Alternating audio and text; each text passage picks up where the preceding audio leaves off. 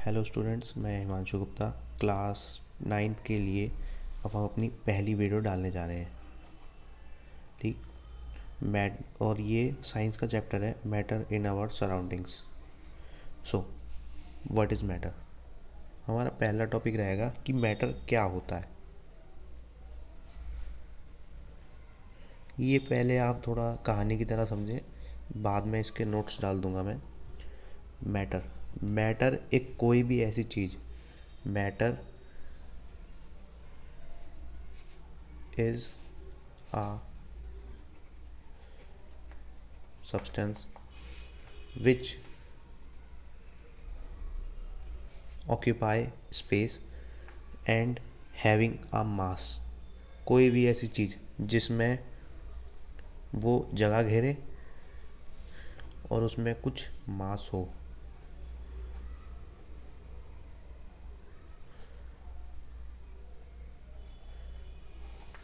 उसमें कुछ मास हो, कोई भी चीज़ जो कुछ जगह घेरे और उसमें कुछ मास हो, वो उसे मैटर कहते हैं। आपकी थोड़ी इन्फॉर्मेशन के लिए बता दूं, मास की एसआई यूनिट होती है किलोग्राम। और एक और चीज़, वेट की एसआई यूनिट होती है न्यूटन। ये न्यूटन साइंटिस्ट नहीं है, ये न्यूटन एसआई यूनिट है। आप आगे चल के नेक्स्ट चैप्टर में इसके बारे में पढ़ेंगे। सो अब अपने टॉपिक पर आगे बढ़ते हैं। फिर मैटर मैंने आपको बता दिया। मैटर कोई भी एक ऐसी चीज़ जो कुछ स्पेस घेरे और उसमें कुछ मास हो, वो मैटर कहलाती है। नेक्स्ट हमारा टॉपिक कैरेक्टरिस्टिक्स।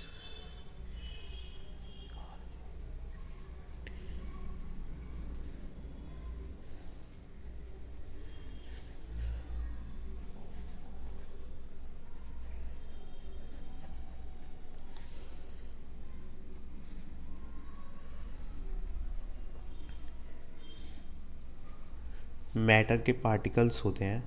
अब वो ये पार्टिकल्स कह रहे हैं, हम आपके बुक में पार्टिकल्स कह रहे हैं। आपने एटम का नाम सुना होगा, जिन्हें पता है एटम के बारे में, वो उसको इसके बारे में ही समझें। ये पार्टिकल्स वही एटम है। ठीक। So characteristics of particles of matter. इसकी 3 कैरेक्टरिस्टिक्स होती हैं। They are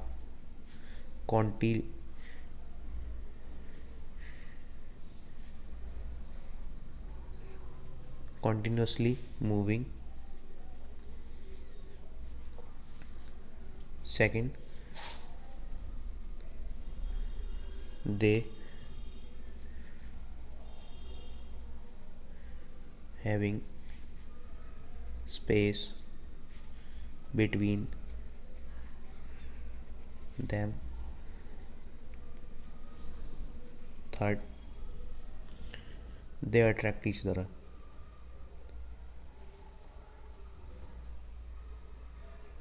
each other। Matter के जो पार्टिकल्स होते हैं उनकी भी कुछ कैरेक्टरिस्टिक्स होती हैं। पहली कैरेक्टरिस्टिक्स का मतलब होता है खासियत। उनकी क्या खासियत होती है। पहली चीज़, दे आर कॉन्टिन्यूसली मूविंग। वह लगातार मूव करते रहते हैं। मैटर के जो पार्टिकल्स होते हैं वो लगातार मूव करते रहते हैं। जैसे मैं आपको इधर बताता हूँ।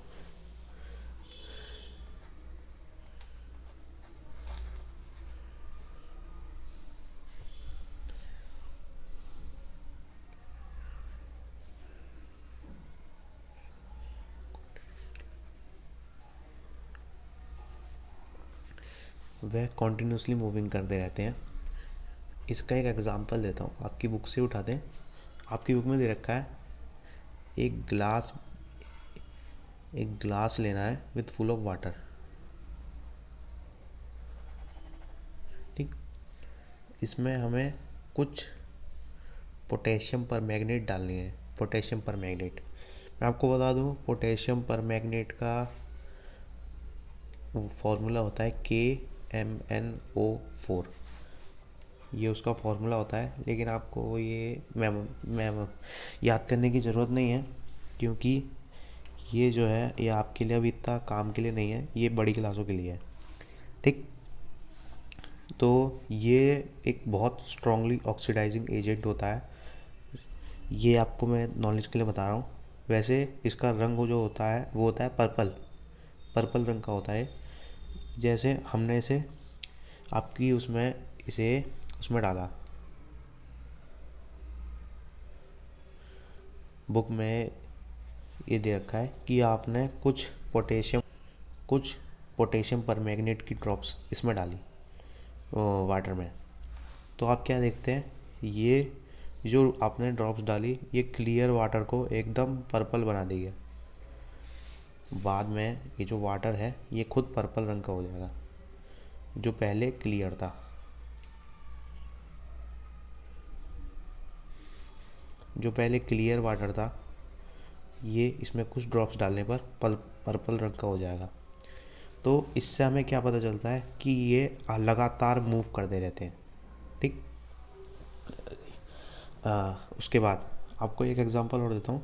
जैसे कि एक आयरन नेल है, कील कहते हैं इसे, आयरन नेल है।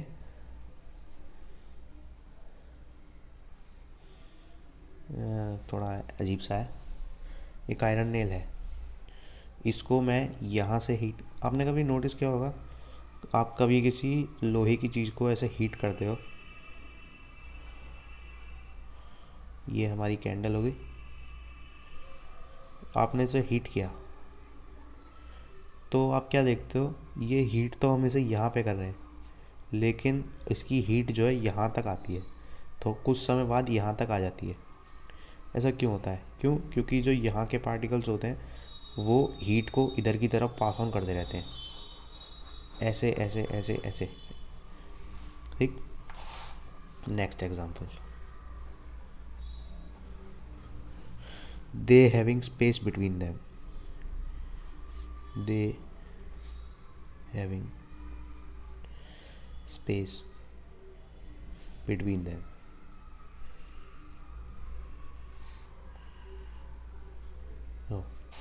सो इसका जो एग्जांपल रहेगा वो मैं ये बताऊंगा कि आप एक बीकर लीजिए, आपने एक बीकर लिया। ठीक। बीकर में पानी डालें, बीकर में कुछ पानी डाला, फिर उसके बाद जहाँ तक पानी का लेवल है वहाँ तक मार्क किया आपने, पानी का लेवल यहाँ तक है तो मैंने यहाँ तक मार्क कर लिया। फिर उसके बाद अगर आप इसमें कुछ शुगर की ड्रॉप्स डालेंगे, या फिर कोई भी कुछ भी डाल लो यार, नमक डाल लो, ठीक है, कुछ शुगर की ड्रॉप्स डालें या नमक डाल दो, तो उसके बाद आप उसको अच्छे से मिलाएं।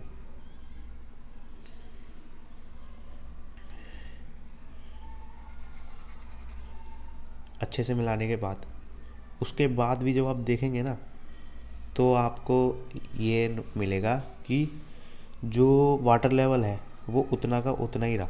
मतलब जो जो वाटर लेवल है वो उतना का उतना ही रहा। मतलब हमने इसमें और भी कुछ चीज़ डाली जिसके बाद इसमें कुछ तो गया है, तो इसका वाटर लेवल राइज होना चाहिए था, है ना, लेकिन ऐसा नहीं हुआ, ये उतना का उतना ही रहा। इससे क्या कंक्लूजन निकलता है? इससे कंक्लूजन ये निकलता है कि जो पार्टिकल्स ऑफ मैटर होते हैं ना, वो उनमें स्पेसेस होते हैं, तो वो जो नमक या फिर हमने जो चीनी डाली थी वो उन स्पेसेस में जाके बस गई है। ठीक है, उन स्पेसेस में चली गई है, तो जिसके कारण इसका जो लेवल है वो बढ़ा नहीं है, उतना का उतना ही रह गया। ठीक। नेक्स्ट वो दे अट्रैक्ट ईच अदर,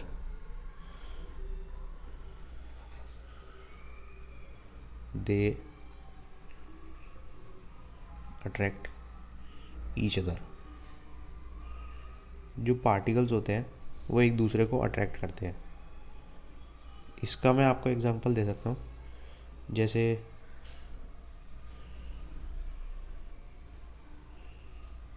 ये टैप है,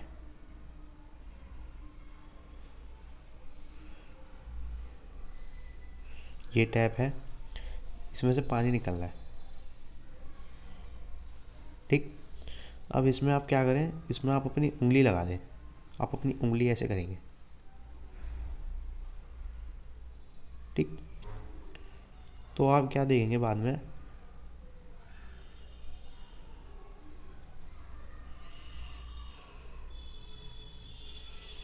तो बाद में क्या देखेंगे, अब बाद में देखेंगे कि जहाँ पे आपने उंगली लगाई उतना एरिया तो दूर हो गया, फिर बाद में वो वापस जाके वहीं मिल जाएगा। ये सब क्यों होता है, क्योंकि वो एक दूसरे को अट्रैक्ट करते हैं, particles of matter attract each other, ठीक। सो हमारा नेक्स्ट टॉपिक तो नहीं है, पर हम उन्हीं को, जो भी हमने कैरेक्टरिस्टिक्स की बात करी थी उन्हें को और खोल के बात करेंगे, ठीक है। Particles of matter continuously moving. Particles of matter, आपको ये तो पता चल गया कि मूव करते रहते हैं, ठीक है।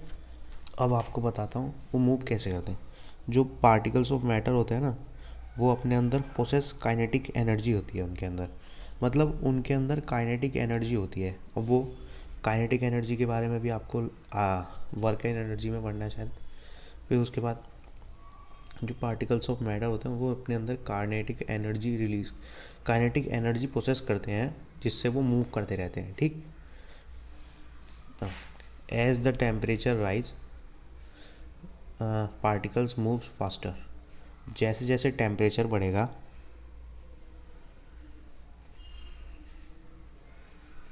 वैसे वैसे मूवमेंट बढ़ेगी। जैसे जैसे टेम्परेचर बढ़ेगा वैसे वैसे मूवमेंट बढ़ेगी। ये एक दूसरे के डायरेक्टली प्रोपोर्शनल है, ठीक। कुछ बच्चों को पता नहीं होगा तो उन्हें बता देता हूँ। ये डायरेक्टली प्रोपोर्शनल का साइन है। इसका मतलब क्या होता है, जैसे अगर कोई चीज़ किसी भी चीज़ के डायरेक्टली प्रोपोर्शनल होती है तो इसका मतलब होता है जैसे जैसे ये बढ़ेगा ऐसे ऐसे ये बढ़ेगा, ठीक। और अगर ऐसे ही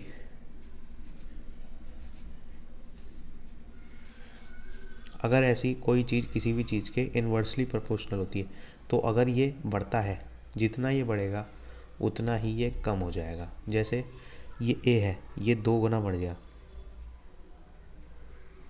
ठीक। तो ऐसे ही बी 2 गुना कम हो जाएगा। समझ में? चलो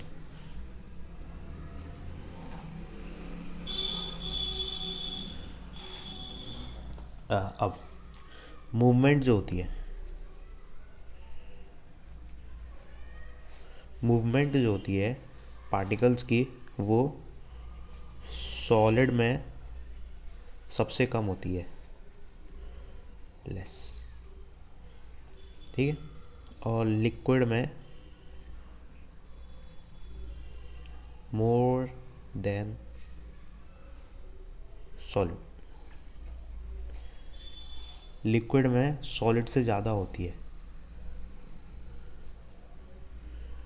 फिर गैस मोर, मैक्सिमम लिख सकते हैं,